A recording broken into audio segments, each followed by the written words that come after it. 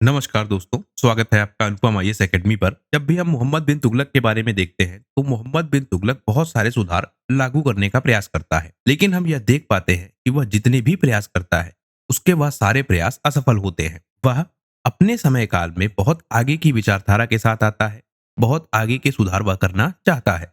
लेकिन वह सारे सुधार उसके जो वह करने का प्रयास कर रहा था, अंततः उसको तकलीफ देते हैं। तो आज की वीडियो में हम समझेंगे कि मोहम्मद बिन तुगलक किस तरह के सुधार करना चाह रहा था और क्यों वह सुधार फेल हो रहे थे। इसके साथ हम यह भी समझेंगे कि वह क्या कारण थे जिसके आधार पर मोहम्मद बिन तुगलक अपने सुधारों को लागू कर रहा था, यानी कि जो सुधार है उनको लागू करने की प्रेरणा उसको कहां से मिल रही है, किस आधार पर वह सुधारों को लागू करना चाह रहा था और क्यों वह असफल हो रहे थे। उन सबको हम समझने का प्रयास करेंगे। मैं अनुपम तिवारी स्वागत करता हूं आपका इस YouTube चैनल पर। सबसे पहले हम मोहम्मद बिन तुगलक का जब काल देखते हैं तो 1325 से 1351 का काल हमें दिखता है।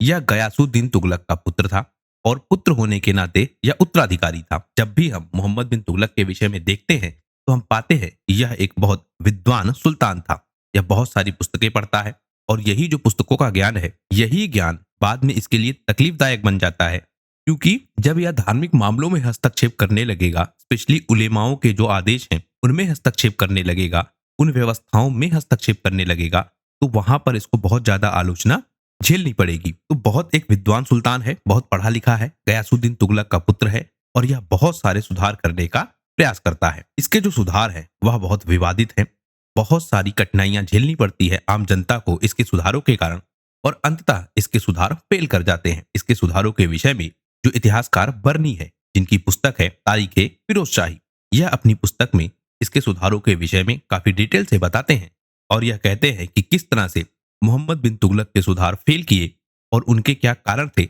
उनके विषय में यह काफी डिटेल से बताते हैं। जब हम कैटेगराइज करते हैं तो हम पाते हैं कि बर्नी जो है वह इसके सुधारों को 5 कैटेगरी में बांटते हैं। वह जो भी यह सुधार कर रहा है उनको यह 5 भागों में बांट देते हैं।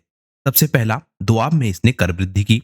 1325 में इसने देवगिरी को अपनी राजधानी बनाया। दूसरा काम इसने किया। तीसरा जो सबसे ज्यादा चर्चित है, सांकेतिक मुद्रा जारी करना, जो कि इसने 1329 से 1330 के बीच में जारी किया। यह भी एक प्रमुख सुधार है। इसके अलावा जो खुरासन का आक्रमण है 1330 से 1331 के बीच और जो कराचील अभियान है, यही सबसे ज्यादा फेमस है। तो 5 सुधार यह मुख्यतः हैं जिनकी चर्चा बर्नी करते हैं। हालांकि और भी बहुत सारे सुधार हैं, जैसे कृषि में यह बहुत सारे सुधार करेगा, उनको भी हम डिटेल से देखेंगे एक एक करके। लेकिन बर्नी 5 सुधारों की बात करते हैं और उन पर वह काफी डिटेल से हमें बताते हैं। सबसे पहले हम देखते हैं कि जो इसका पहला सुधार है, इसने राजधानी को ट्रांसफर किया। कहां से? दिल्ली से दौलताबाद। पहले राजधानी दिल्ली थी। हमने देखा था जब गुलाम वंश की नींव पड़ी थी तो दिल्ली का महत्व धीरे धीरे बढ़ा था और दिल्ली अपने क्षेत्र का विस्तार कर रहा था। इन्होंने क्या किया, अपनी राजधानी को ट्रांसफर कर दिया दिल्ली से दौलताबाद। और दौलताबाद है कहाँ? महाराष्ट्र में, मतलब जो वर्तमान का महाराष्ट्र है वहां पर दौलताबाद मिलेगा हमको। वहां पर इन्होंने राजधानी ट्रांसफर की। और कारण क्या? कारण यह बताते हैं कि जो दक्षिण भारत का क्षेत्र है वहां पर अपना यह विस्तार करना चाहते थे और दक्षिण भारत उत्तर भारत दोनों तरफ इनकी पकड़ बराबर बनी रहे, उसी लिए यह राजधानी ट्रांसफर करते हैं। लेकिन इस निर्णय के कारण जो आम जनता है उसको काफी तकलीफ होती है, क्योंकि उनको बहुत लंबा ट्रेवल करना पड़ता है। राजधानी का ट्रांसफर होने का मतलब जो प्रशासनिक अधिकारी हैं उनको भी ट्रांसफर होना था, तो वह सारी दिक्कतें खड़ी हो जाती हैं। लाखों लोग पैदल चलने पर मजबूर होते हैं और वह दौलताबाद पहुंचते हैं। यह सारी दिक्कतें जो आम जनता फेस करती है वह इसके खिलाफ विरोध का कारण बन जाती है। तो यह दिल्ली से दौलताबाद राजधानी ट्रांसफर करता है। कारण क्या है? सबसे प्रमुख कारण कि जो दक्षिण भारत का क्षेत्र है वहां पर यह अपने साम्राज्य का विस्तार करना चाह रहा था, क्योंकि इसे धन की आवश्यकता थी। दिल्ली का जो क्षेत्र है वहां से इसको उतना धन नहीं मिल पा रहा था जितना इसको अपनी प्रशासनिक व्यवस्था को चलाने के लिए चाहिए था। और खास करके जब यह आक्रमण करता है दिल्ली के बाहर, स्पेशली खुरासन का आक्रमण, तो उसके लिए भी इसको धन की आवश्यकता है। तो दिल्ली से अपनी राजधानी को यह दौलताबाद ट्रांसफर करके दक्षिण भारत पर अपनी पकड़ मजबूत बनाकर और दक्षिण भारत से बहुत सारा धन प्राप्त करके यह अपने साम्राज्य का विस्तार करना चाह रहा था। दक्षिण भारत में उस समय बहुत सारे फेमस राज्य थे, जैसे द्वारका, मालवा, तमिलनाडु। इन सारे क्षेत्रों से यह बहुत सारा धन एकत्रित करना चाहता था, अपनी पकड़ मजबूत बनाना चाहता था। इसके लिए यह राजधानी को ट्रांसफर करता है। लेकिन जो दक्षिण भारत का क्षेत्र है वह बहुत तेजी के साथ इसका विद्रोह करता है। वहां के जो स्थानीय प्रशासक हैं वह जगह जगह पर इसका विद्रोह करते हैं और धीरे धीरे इन विद्रोहों को दबाने का प्रयास भी यह करता है। तो एक कारण यह भी है, हालांकि यह विद्रोह लगातार होते रहेंगे और बाद में इसके फैसले को गलत साबित करने में प्रमुख भूमिका अदा करेंगे। इसके साथ एक घटना हम और देखते हैं कि जो मंगोलों के आक्रमण है वह अभी भी हो रहे थे। हमने अलाउद्दीन के समय काल में देखा था कि यह जो मंगोल आक्रमण है उनसे अलाउद्दीन बहुत लंबे समय तक सुरक्षा कर पाता है। लेकिन अलाउद्दीन के बाद कोई इतना शक्तिशाली शासक नहीं था जिसने मंगोलों के आक्रमण को बहुत मजबूती से रोका। मतलब मंगोलों से भी आक्रमण हो रहे थे और मंगोलों से भी सुरक्षा बनी रहे, क्योंकि जो दिल्ली का क्षेत्र है वह मंगोलों के ज्यादा निकट था, जो दौलताबाद का क्षेत्र है वह दिल्ली से दूरी पर था, इसलिए इसने राजधानी को ट्रांसफर किया। तो एक तरह से हम देखते हैं अपनी सुरक्षा के लिए भी इसने राजधानी को ट्रांसफर किया। पहला, अपनी प्रशासनिक व्यवस्था को मजबूत करने के लिए, राजनैतिक नियंत्रण को बढ़ाने के लिए, स्पेशली दक्षिण भारत पर इसने राजधानी ट्रांसफर किया। दूसरा, अपनी राजनीतिक सुरक्षा के लिए भी इसने अपनी राजधानी ट्रांसफर की, क्योंकि दक्षिण भारत से बहुत सारा व्यापार भी हो रहा था। स्पेशली अगर हम बात करें जो पश्चिमी तट है वह बहुत फेमस था व्यापार के लिए, तो वहां से यह बहुत सारा धन एकत्रित करना चाह रहा था। वहां के जो व्यापारिक केंद्र हैं उन पर यह अपना नियंत्रण स्थापित करना चाह रहा था, और जो मध्य भारत और दक्षिण भारत का क्षेत्र है वहां पर जो व्यापारिक गतिविधियां हो रही थी उन पर यह अपना नियंत्रण स्थापित करके, उनके व्यापारिक केंद्रों पर अपना नियंत्रण स्थापित करके यह बहुत सारा धन कमाना चाह रहा था। तो इन सारे कारणों से भी यह राजधानी ट्रांसफर करता है। एक कारण हमको और दिखेगा कि यह व्यवस्था में सुधार करना चाहता है। यह मानता है कि जो राजधानी है जब इसका ट्रांसफर किया जाएगा तो जो नई प्रशासनिक व्यवस्था बनेगी, यानी कि जो नई राजधानी बनेगी, उसको यह पूरी तरह से अपने नियंत्रण में स्थापित करेगा। वहां के जो नियम कानून है वह स्वयं बनाएगा। जो व्यवस्थाएं हैं उनको यह खुद बनाएगा, क्योंकि जो दिल्ली की व्यवस्था है उस पे हमने पीछे भी देखा कि जो अमीर होते थे उनका बहुत नियंत्रण होता था। उसके अलावा जो धार्मिक गुरु होते थे उनका भी बहुत नियंत्रण होता था। मतलब धार्मिक गुरुओं का प्रशासनिक व्यवस्था में बहुत नियंत्रण, जो अमीर है इनका भी प्रशासनिक व्यवस्था में बहुत नियंत्रण, यह लगातार बना हुआ था। तो यह कोशिश कर रहा था कि जब यह नई प्रशासनिक व्यवस्था स्थापित करेगा कहाँ, दौलताबाद में, तो वहां पर वह ऐसी व्यवस्थाएं बनाएगा जिसके कारण यह हस्तक्षेप कम हो सके। तो एक तरह से अपनी स्वतंत्रता स्थापित करने के लिए भी, या एक स्वतंत्र प्रशासनिक व्यवस्था स्थापित करने के लिए जहां किसी का हस्तक्षेप ना हो, वह राजधानी को ट्रांसफर कर रहा था। इसके साथ जो कर्नाटक का क्षेत्र है, महाराष्ट्र का क्षेत्र है, दक्षिण भारत का क्षेत्र है, इनको अपने यह डायरेक्ट कंट्रोल में लेना चाह रहा था। तो उन सब कारणों से यह राजधानी को ट्रांसफर करता है। दूसरा एक कारण हमको और दिखता है कि यह जनता को दंडित करना चाहता है, क्योंकि इस विषय में इसामी लिखते हैं। वह कहते हैं कि जो सुल्तान है वह खूनी एवं रक्त पिपासु था। जो दिल्ली के लोग होते थे वह विरोध के रूप में जो राजमहल है या जो सुल्तान का महल है उसमें अभद्र भाषा में पत्र लिखकर फेंक दिया करते थे। तो यह चाहता था कि अपनी राजधानी ट्रांसफर कर ले, और जो दिल्ली के लोग इसका अपमान करना चाह रहे हैं उनको यह दंडित करना भी चाह रहा था। तो कई सारे कारण हम देख पा रहे हैं जिसके कारण यह राजधानी को ट्रांसफर करता है। दौलताबाद ही क्यों, जब हम दौलताबाद का क्षेत्र देखते हैं तो दौलताबाद एक ऐसे क्षेत्र पर स्थापित था, या दौलताबाद की जो स्थिति थी, आप ध्यान रखेंगे कि देवगिरी भी नाम आ सकता है। तो देवगिरी और दौलताबाद दोनों एक ही क्षेत्र के नाम है। तो दौलताबाद केंद्र में स्थित था जहां से दक्षिण भारत और उत्तर भारत दोनों पर नियंत्रण स्थापित किया जा सकता था, इसलिए यह राजधानी के रूप में दौलताबाद को चुनता है। इसके अलावा जो देवगिरी का क्षेत्र है यह मुस्लिम संस्कृति का केंद्र था, क्योंकि इसी स्थान पर जो बहमनी साम्राज्य था उसका विकास दिखेगा हमें बाद में। तो मुस्लिम संस्कृति का केंद्र होने के नाते यह खुद को मुस्लिमों के नेता के रूप में रिप्रेजेंट करना चाहता था, और जो दिल्ली का महत्व था वह कहीं न कहीं राजपूत वंश से भी जुड़ा था, यानी कि वहां पर राजपूतों का भी शासन हुआ करता था कभी। तो एक तरह से मुस्लिम राजधानी के रूप में भी यह दौलताबाद को चुन लेता है। तो मुस्लिम संस्कृति का यह केंद्र है। जो देवगिरी का क्षेत्र है इसको कहते हैं कुबतुल इस्लाम, और लेनपुल ने इस दौलताबाद को गुमराह शक्ति का स्मारक कहा है। तो मुस्लिम धर्म में भी जो देवगिरी का क्षेत्र है यह काफी महत्वपूर्ण था। तो इन सारे कारणों से यह राजधानी को ट्रांसफर करता है।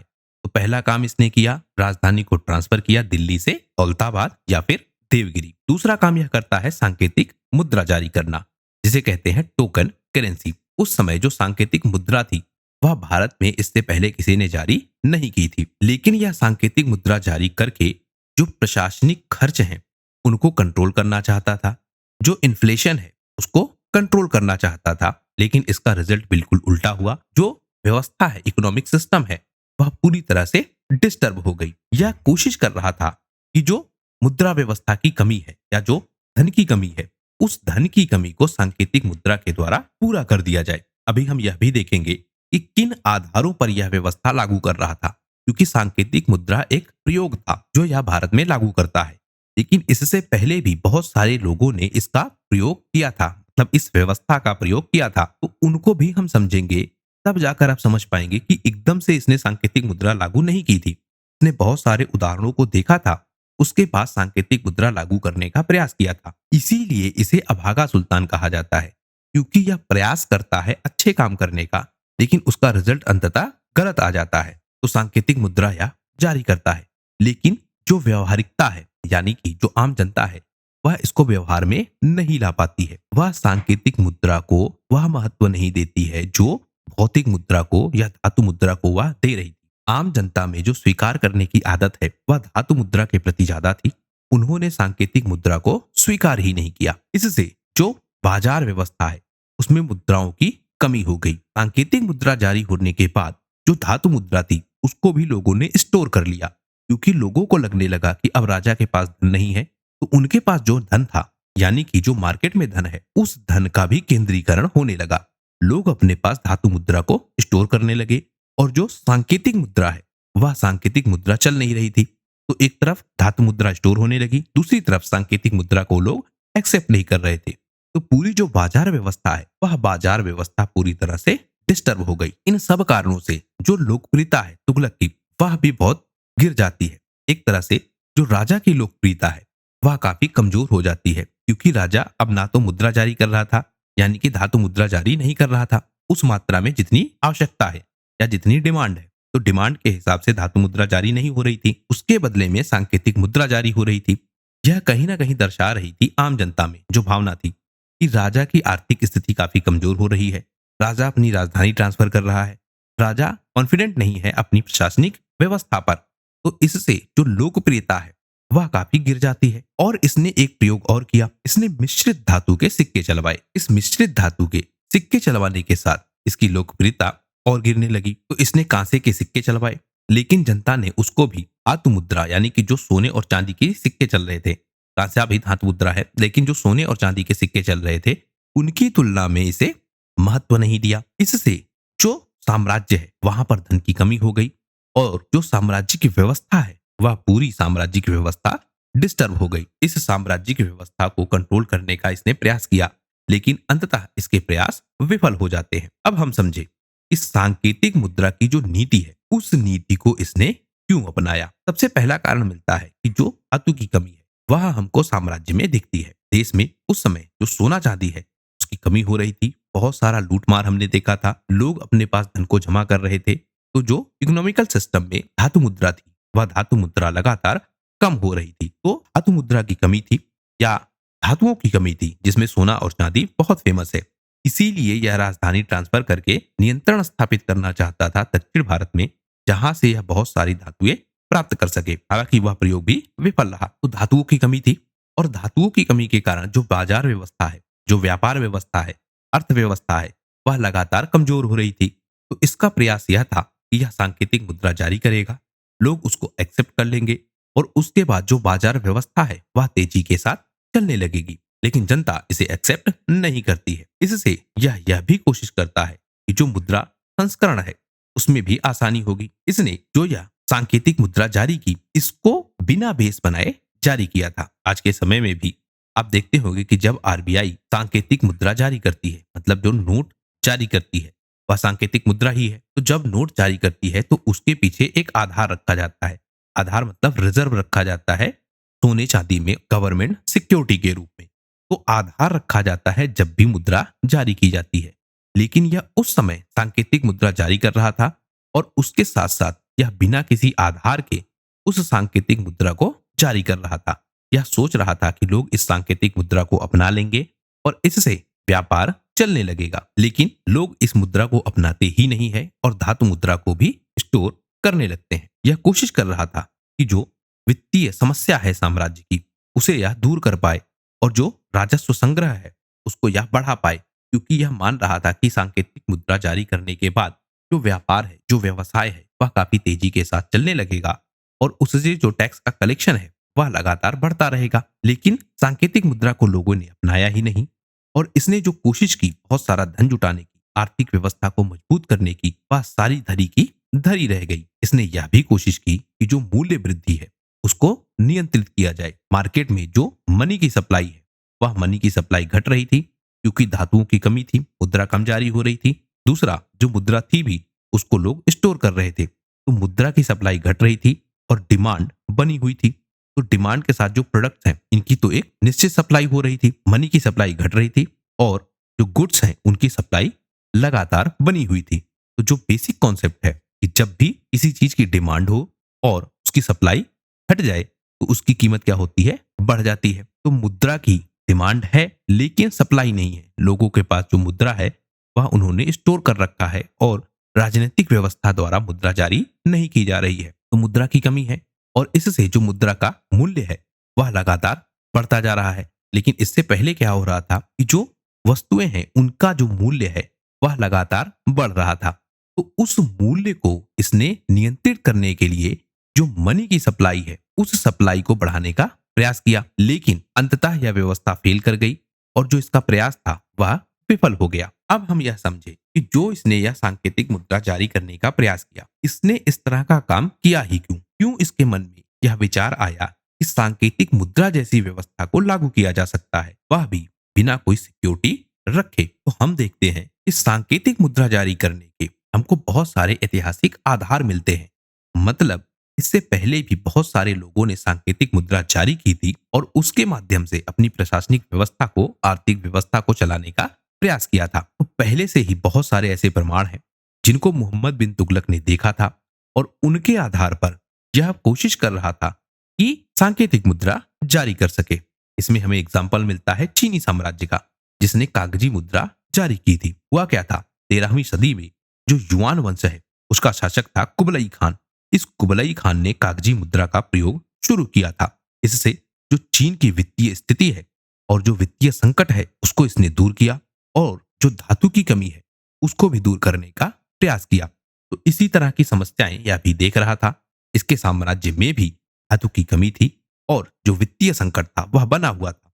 तो चीनी साम्राज्य का उदाहरण यह लेता है क्योंकि चीनी साम्राज्य ने भी कागजी मुद्रा जारी करके इन संकटों से पार पाया था, तो वह भी प्रयास करता है। लेकिन चीन में इस मुद्रा को स्वीकार किया गया। वलई खान ने जो यह कागज के नोट जारी किए, इनको इनके साम्राज्य में या चीन में स्वीकार किया गया। लेकिन भारतीय समाज में उस समय जो कागजी मुद्रा है या जो सांकेतिक मुद्रा है उसे स्वीकार नहीं किया गया। इसी तरह का एग्जाम्पल हमको मंगोलों के साम्राज्य में भी दिखता है। मंगोलों के शासनकाल के दौरान भी कागजी मुद्रा का प्रयोग हुआ और जो तैमुरलिंग का साम्राज्य था उसमें भी कागजी मुद्रा जारी हुई थी। हालांकि मंगोल साम्राज्य ने भी इस व्यवस्था से बहुत लाभ उठाया था और जो व्यापार व्यवस्था है उसका यह विकास कर सका और संसाधनों का जो समान वितरण है, यानी कि जो आम जनमानस है उनमें जो अंतर था उस अंतर को भी दूर कर रहे इस तरह के जो प्रयास थे कागजी मुद्रा के द्वारा, वह मंगोलों के साम्राज्य में भी सफलतापूर्वक लागू होते हैं। तो चीनी साम्राज्य का एग्जाम्पल, मंगोल साम्राज्य का एग्जाम्पल, इसके अलावा जो गजनवी साम्राज्य था उसकी मुद्रा व्यवस्था का भी यह अनुसरण करता है, उसको फॉलो करता है और उसके आधार पर अपनी व्यवस्था को बनाने का प्रयास करता है। हम देखते हैं कि जो गजनवी साम्राज्य था उन्होंने भले ही कागजी मुद्रा का प्रयोग नहीं किया था, लेकिन बहुत सारे ऐसे सुधार किए थे जो उनके राजस्व व्यवस्था को और उनके आर्थिक व्यवस्था को काफी मजबूती प्रदान कर सके। तो उन सुधारों को भी यह अपनाने का प्रयास करता है और उनसे सीख कर यह अपनी साम्राज्यिक व्यवस्था में, अपनी आर्थिक व्यवस्था में परिवर्तनों को लागू करना चाहता है, जिससे यह आर्थिक व्यवस्था को मजबूत कर सके। तो गजनवी साम्राज्य के भी कुछ उदाहरण इसको दिखते हैं, जहां पर गजनवी साम्राज्य सिक्कों की एक मजबूत प्रणाली चलाता है, कागजी मुद्रा नहीं जारी करता है, लेकिन जिस तरह की व्यवस्थाएं स्थापित करता है, जैसे राजस्व को और समृद्ध बनाने के लिए वह बहुत सारे सुधार करता है। तो उसके मन में भी था कि अगर राजस्व व्यवस्था को अच्छे से नियंत्रित करना है, राजस्व व्यवस्था का विस्तार करना है, बहुत सारा धन एकत्र करना है, या जो आर्थिक व्यवस्था है साम्राज्य की तो मजबूत करना है, तो बहुत सारे सुधार इसे करने पड़ेंगे।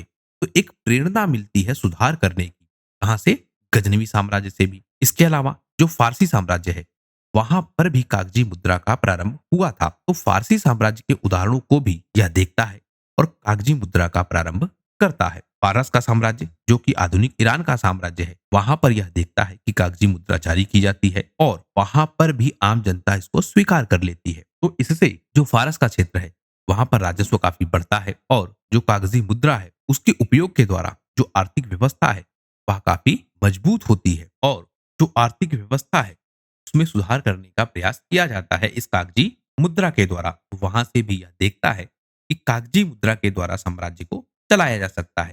हालांकि हम फारस में भी देखते हैं, वहां पर भी यह प्रयोग असफल होता है, लेकिन उसके बावजूद भी मोहम्मद बिन तुगलक अपने साम्राज्य में इस व्यवस्था को लागू करता है। तो बहुत सारे एग्जाम्पल वह देखता है जो उसको पहले से दिखते हैं कि लोगों ने मुद्रा व्यवस्था में सुधार करके, चाहे वह गजनवी साम्राज्य है जिसने धातु व्यवस्था में बहुत सारे सुधार किए, या चीनी साम्राज्य है, मंगोल साम्राज्य है, या फिर फारसी साम्राज्य है जिसने मुद्रा व्यवस्था में बहुत सारे सुधार किए, कागजी मुद्रा में स्पेशली। हालांकि जो फारस का साम्राज्य है वह असफल होता है, जो चीनी साम्राज्य है वह सफल होता है, जो मंगोलों का साम्राज्य है वहां पर वह लोग भी काफी हद तक सफल होते हैं। तो बहुत सारे सफलता और असफलता के एग्जाम्पल इसको दिखते हैं।